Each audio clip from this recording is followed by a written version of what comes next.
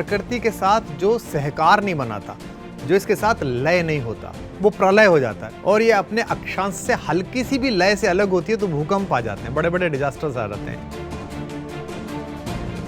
इस मनुष्य को इतना पागलपन क्यों हो गया है कि चीते की जगह भी ये खाएगा, शेर के जंगल में भी ये घुस जाएगा, इसको जो शहद के छत्ते लटके हुए हैं वो भी इसे ही खाने हैं। अगर तुम सारे भाइयों के छीन के खाते रहोगे तो एक दिन सारे भाई मिलकर तुम्हें मारेंगे और तुम परेशान होगे।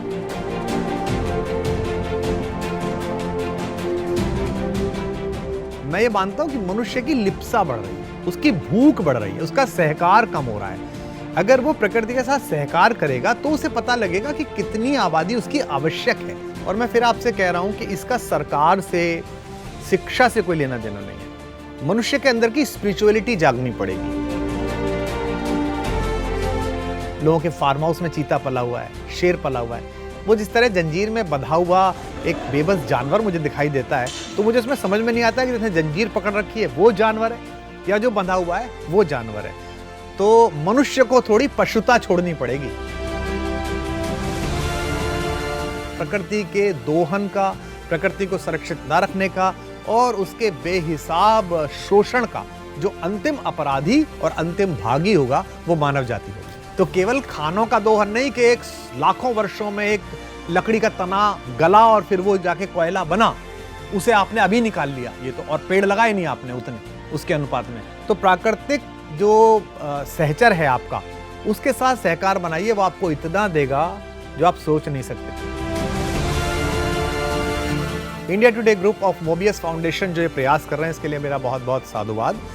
और विराम शब्द जो है, इसे ये ना माना जाए कि किसी चीज पर रोक लगाई जा रही है। ये रोक है लिप्सा पर, ये रोक है लालच पर, ये रोक है अंधी दौड़ पर।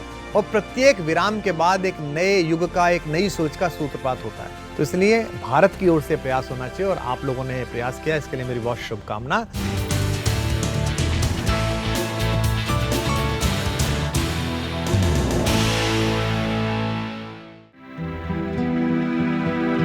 हमारी पृथ्वी सभी तरह के जीवन का आधार है। पृथ्वी के नेचुरल सिस्टम का चक्र ऐसा है कि हम जितना उपयोग करते हैं उतना फिर सृजित हो जाता है।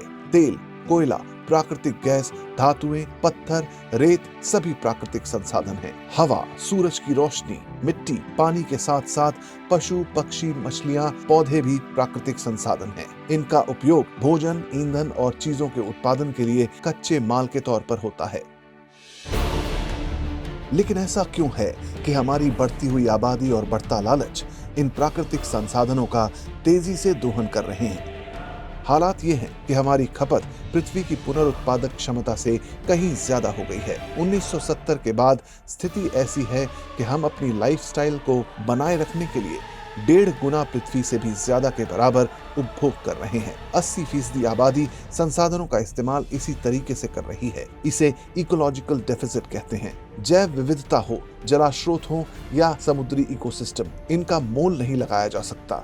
लेकिन अर्थशास्त्री मानते हैं कि अपने इकोसिस्टम की जो सेवाएं हम लेते हैं, ये सब दुनिया की सालाना जीडीपी के बराबर हैं। मानवीय गतिविधियां, खासकर भूमि उपयोग में बदलाव, बड़े पैमाने पर परिवर्तन के लिए जिम्मेदार हैं। प्राकृतिक संसाधनों का निरंतर अति उपयोग पर्यावरणीय विनाश का कारण बना है, जिससे पारिस्थितिक तंत्र और जैव विविधता का अपूरणीय नुकसान हुआ है।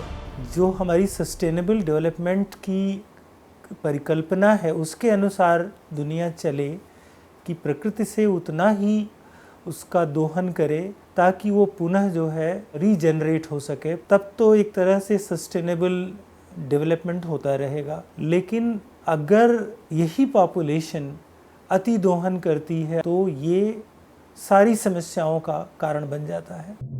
अगर ऊर्जा उपयोग, परिवहन, कृषि और भूमि उपयोग के पैटर्न नहीं बदलेंगे तो पारिस्थितिकी तंत्र का नुकसान और जलवायु परिवर्तन मानव संभावनाओं को खतरे में डालते रहेंगे। आज जरूरत है वैश्विक पहल और सामूहिक प्रयास की, जिसके लिए सबसे जरूरी है मानव आबादी को स्थिर करना।